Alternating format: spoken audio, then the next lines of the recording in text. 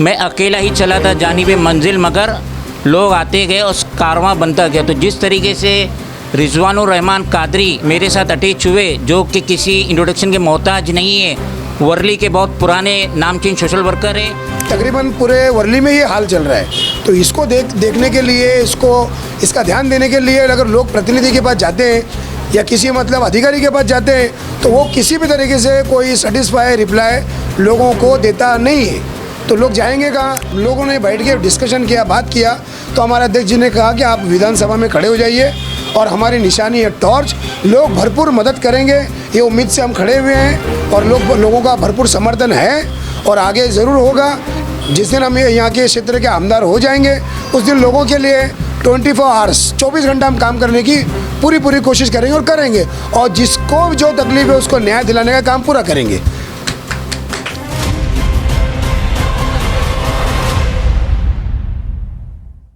Housing सोसायटीच्या पाण्याच्या टाक्या स्वच्छ करणारी मुंबईतील नंबर 1 कंपनी म्हणजेच लाईफलाईन सर्व्हिसेस। नमस्कार, साऊथ मुंबई न्यूजमध्ये आपलं सर्वांचं स्वागत आहे।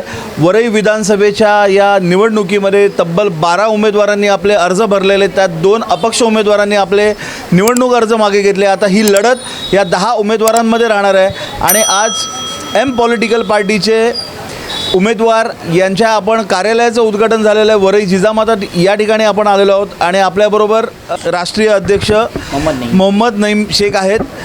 मोहम्मदजी, आपल्या पॉलिटिकल एम पार्टीबद्दल पण या वरईकरांना माहिती नाही आहे पुरेशी, थोडीशी थोडक्यात माहिती द्या आम्हाला, कारण की हे आपल्या विभागात अनेक पॉलिटिकल पार्टी सक्रिय आहेत।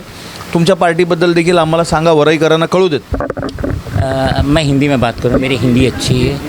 सबसे पहले तो मैं बताना चाहता हूँ कि हमारी एम पॉलिटिकल पार्टी रीजनल पार्टी है महाराष्ट्र की, मगर ये election commission of India New Delhi से रजिस्टर्ड है, जिसका रजिस्ट्रेशन नंबर है 56/185/2014/PPS-1, यानी कि हमें करीब 10 साल हो गए ये पार्टी रजिस्टर्ड किए election commission of India New Delhi. और पिछले 10 सालों में हमने अपने तरीके से जो डाउन ट्रेंड है उनके लिए बहुत मेहनत की।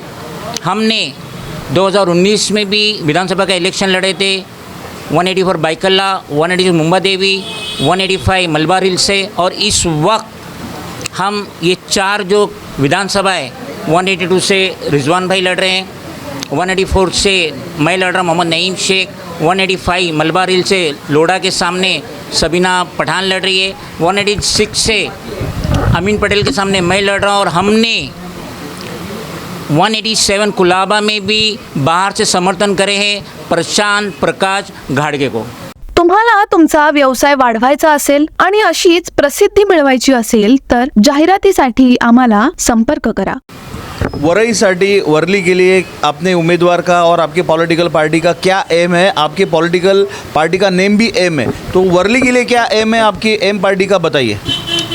मैं वर्ली के लिए शायद यहाँ के जो लोग हैं वीर जिजामाता नगर कॉलोनी और अतराफ़ के जो स्लम है वो मुझे बहुत अच्छी तरीके से जानते होंगे।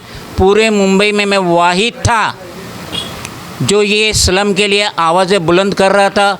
मैंने अनकरीब 42 अपना वीडियोस वायरल किया, मैं अकेला ही चल रहा था।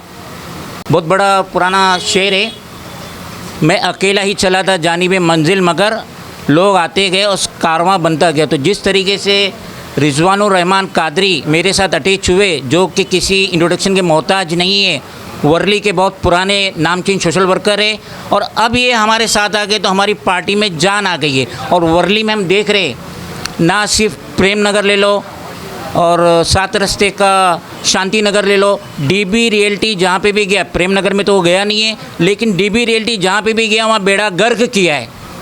यहाँ वीर जिजामाता नगर कॉलोनी और उसका तरफ के जो स्लम है उनका 3 तकाजा है, वहाँ की सोसाइटी का 3 तकाजा है कि सबसे पहले हमारा एग्रीमेंट रजिस्टर्ड किया जाए, नंबर 2 हमें ट्रांजिट में जगह दी जाए, हमको भाड़ा नहीं चाहिए, और हमें कॉर्पस फंड दिया जाए। मगर यहाँ का बिल्डर, चाहे वो डीबी रियल्टी कहिए, लोखंडवाला कहिए या प्रेस्टीज कहिए, कोई भी इसमें हामी नहीं भर रहा है और जस्ट स्टैम्प पेपर पे एक नोटरी करके दे रहे, जो कि बराबर नहीं है, इनकम्प्लीट है और कोर्ट में उसकी कोई मान्यता नहीं है। और वर्ली में ना सिर्फ जिजामाता नगर बल्कि प्रेम नगर देख लीजिए, अदर देख लीजिए, यहाँ बहुत ही ज़्यादा डेवलपमेंट की ज़रूरत है। और इससे पहले का जो सिटिंग एमएलए था शायद उसने यहाँ के लोगों की कभी आवाज़ सुना ही नहीं और कभी उनका समर्थन किया ही नहीं।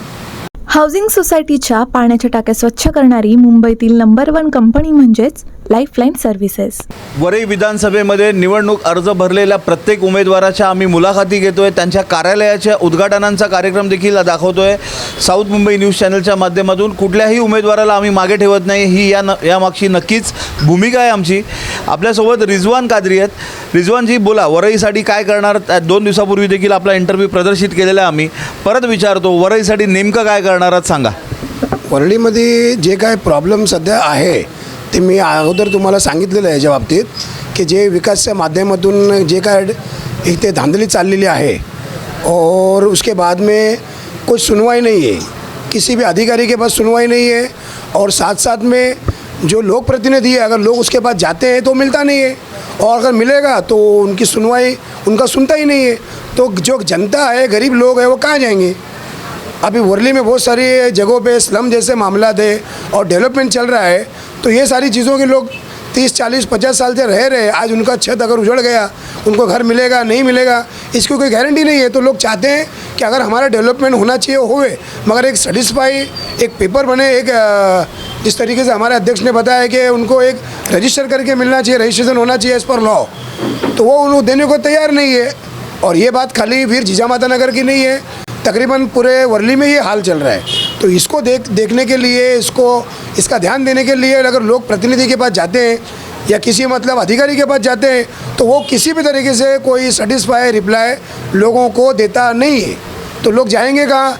ये माध्यम से हम लोगों ने तय किया है। और ऐसे एक ने अनेक मसले हैं जिसको मतलब कई लोगों की सुनवाई नहीं है और बिल्डरों के और ख़ासकर अधिकारी और डिपार्टमेंट के इतने दलाल घूम रहे हैं पूरे क्षेत्र में कि आप अगर डायरेक्ट जाओ कोई काम कराने तो काम होगा नहीं और दलाल को दे दो तो फिर लाखों की बात होती है, काम तुम्हारा हो जाएगा। तो ये सारी चीज़ों को ख़त्म करना है और इसको जड़ से मिटाना है। इसके लिए हम लोगों ने ये चीज़ को समझने के बाद एक उम्मीदवारी के हिसाब से वर्ली विधानसभा में मैं रिजवान कादरी खड़ा हुआ हूँ और मुझे पूरी उम्मीद है कि वर्ली के लोग पूरा साथ सपोर्ट समर्थन देंगे। वर्ली कोलीवाड़ा हो, वर्ली गोपाल नगर हो, प्रेम नगर, सात रस्ता, जिजामाता नगर, पूरा वर्ली क्षेत्र, गांधीनगर का भी बहुत बड़ा मसला डेवलपमेंट का है।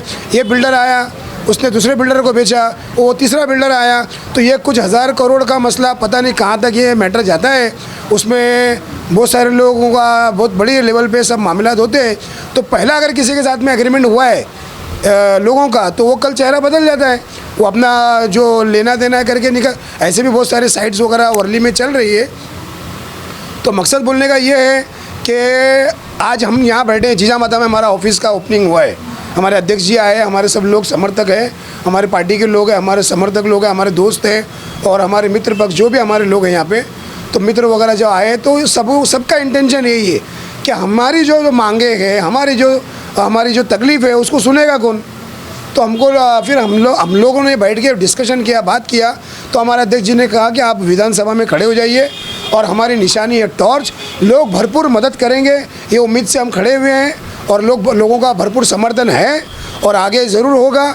जिस दिन हम यहाँ के क्षेत्र के आमदार हो जाएंगे उस दिन लोगों के लिए 24 आवर्स 24 घंटा हम काम करने की पूरी कोशिश करेंगे और करेंगे और जिसको जो तकलीफ है उसको न्याय दिलाने का काम पूरा करेंगे। तुम्हाला तुमचा व्यवसाय वाढवायचा असेल आणि अशीच प्रसिद्धी मिळवायची असेल तर जाहिरातीसाठी आम्हाला संपर्क करा। हे रिजवान कादरी होते। मी आमदार होणार असा आत्मविश्वास त्यांनी या ठिकाणी व्यक्त केलेला आहे। वरईकरांच्या समस्या मिटवण्यासाठी लोकशाहीचा या उमेदवारी अर्ज भरून अनेक उमेदवारांनी आपले अर्ज भरलेले आहेत। तब्बल 10 उमेदवार या रिंगणात आहेत। प्रत्येक उमेदवाराला वरईकरांसाठी काही करण्याची इच्छा आहे, ही एक सकारात्मक बाजू आहे। लोकशाही बळकट ठेवण्यासाठी रिजवान कादरीसारख्या सामाजिक कार्यकर्त्यांनी निवडणुकीत भाग घेणं हे देखील गरजेचं आहे। अनेक सामाजिक कार्यकर्ते निवडणुकीच्या रिंगणात जोपर्यंत येत नाहीत अशा पद्धतीची लोकशाही बळकट होणं हे स्वाभाविक आहे। त्याच्यामुळे सामाजिक कार्यकर्त्यांनी कुठेही निवडणूक लढवण्यासाठी मागे हटू नये ही देखील यामागची भावना आहे।